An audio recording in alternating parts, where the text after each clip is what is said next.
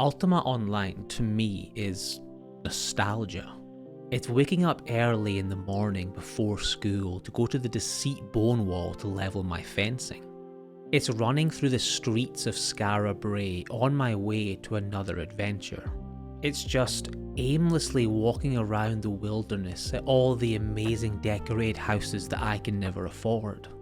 But one memory always stands out to me, and it fills my nostalgia cup to the fullest. It's the Minnoch Mines. Clicking my pickaxe to find the precious ore in the mountains, and then dragging that ore tile by tile to the forge outside, hoping that no one steals it before I get there. It's the sound of each strike reverberating off the mountainside as I gather my ore and end my day in a peaceful and relaxing way. For many, it's probably the most boring skill in Ultima Online, the grey rock looming in front of you. But for me, it's not only nostalgic, but deeply calming. It was how to get your start in Ultima if you had a terrible PC and, worse yet, a terrible internet connection. It was a simpler time. Fast forward to present day and I was looking for a little bit of peace, a little bit of relaxation.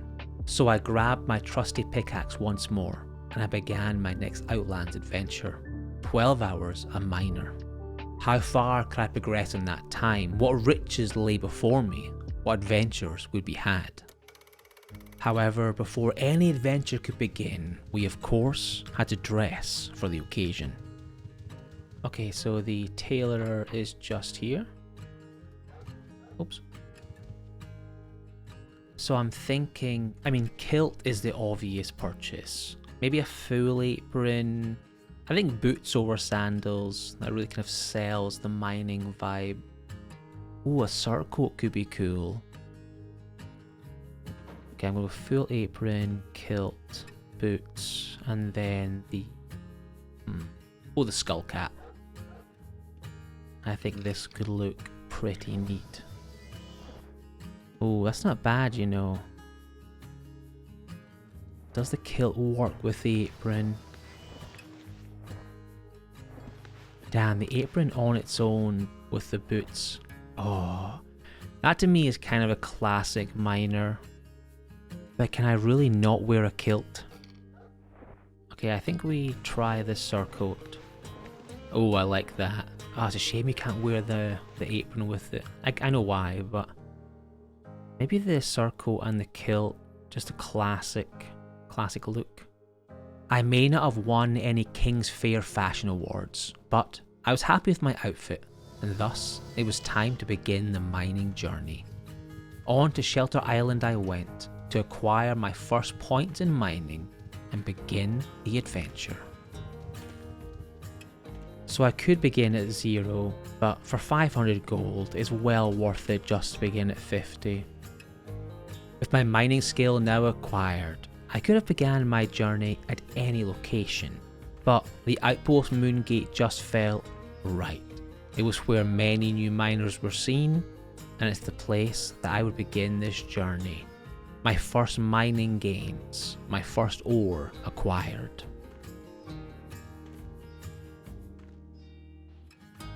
The life of a miner is one of isolation. It's you, your pickaxe, the mountain, and the wilderness. That first hour was quiet. I gathered my ore in peace, while on my second monitor, watching the Wildlands patch notes from my good friend Amish. It was a great way to end the evening after a long day at work. I'm very lucky my house is just surrounded by mountains, so I can farm. Ooh!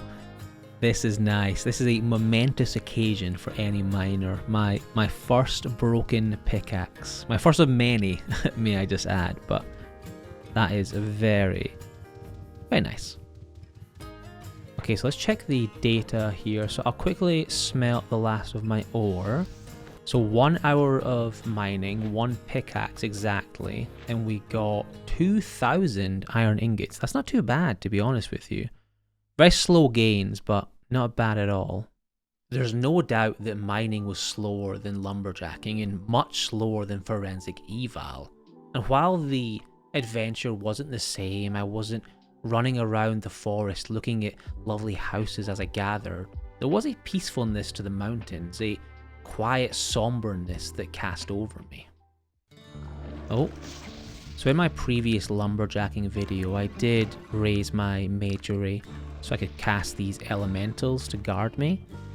Their damage is pretty poor, but it's a really simple way to guard me as I'm mining.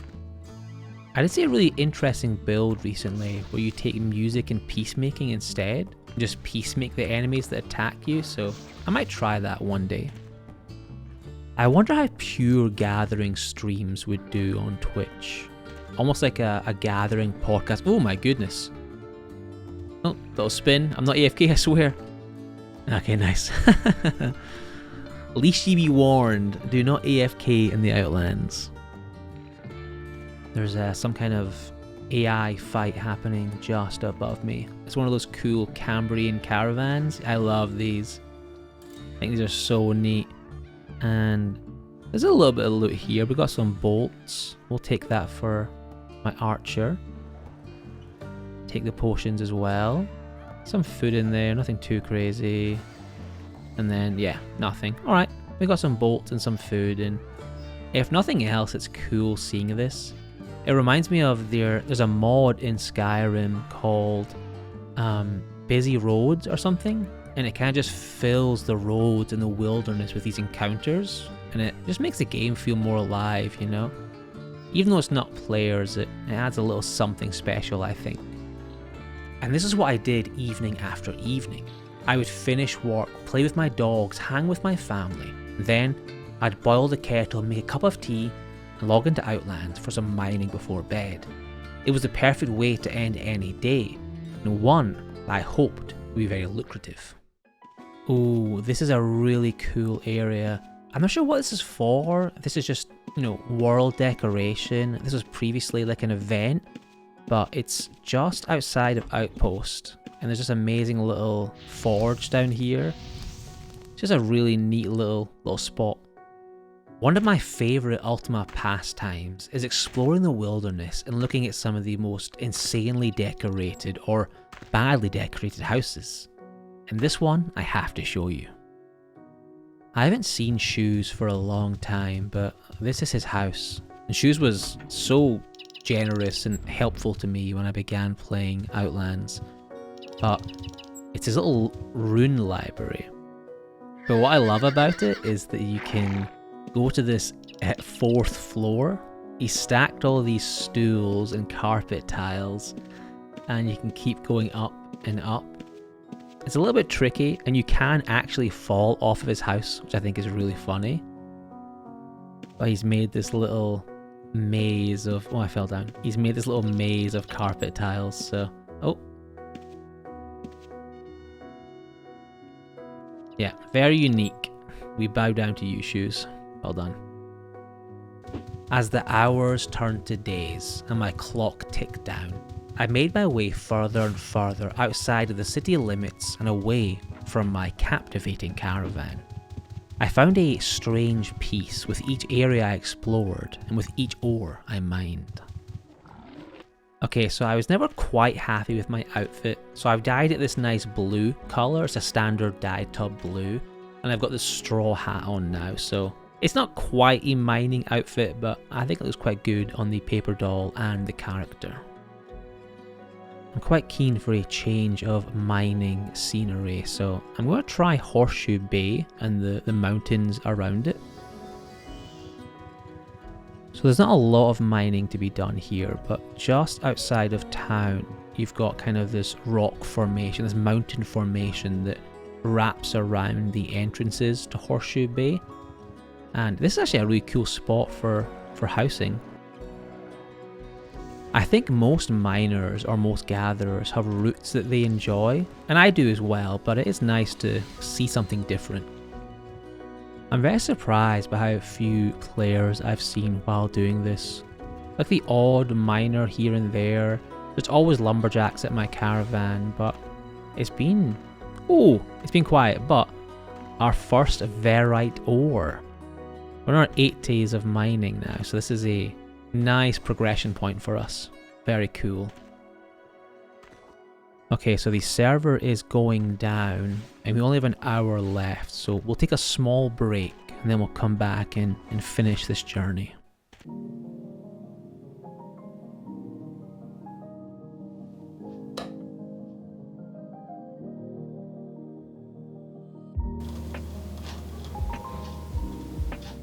So once the shard comes back up, we've got about 30 minutes left of the challenge. We're not going to get much higher than 90 mining, to be honest with you, but everyone told me it was going to be incredibly slow. So I feel like I've came into this expecting the worst, and actually 90 mining feels really good. I think that gathering skills should be slow anyway. There's such a big money maker that if they were so easy to do, everyone would do it, right? So yeah, 10 minutes to go. Let's go and see if Lucius has put the shard back online. Okay, so we're about to hit a very momentous occasion in the video. I'm super excited. It's not quite where I would like to be, but we're now a master miner. We just hit 90 in mining skill. So yeah, I'm feeling pretty chuffed about that, to be honest with you.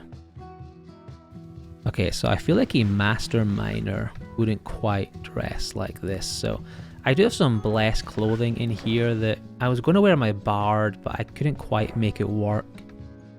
That's kind of neat, actually. I quite like that. Again, it doesn't scream miner, but we're also a lumberjack, a leather gatherer extraordinaire, so I think it's okay. So the kilt's going to stay no matter what. I always try and get one of those blessed kilts in the future. I don't really like that. I think this is the look, actually, but let's try a few combinations here. I love the poncho, but not for this character. There's also a certain man with a rope addiction who I would say is the true poncho wearer. Yeah, I like this, you know. I think this looks really, really clean, really simple. Okay, I'm going to ask the lumberjack what he thinks. Let's get his feedback, his honest. Well, that went well. During this adventure, I'd fallen in love with the mining of Anchor's Rest, the peaceful snow or moss-covered mountains.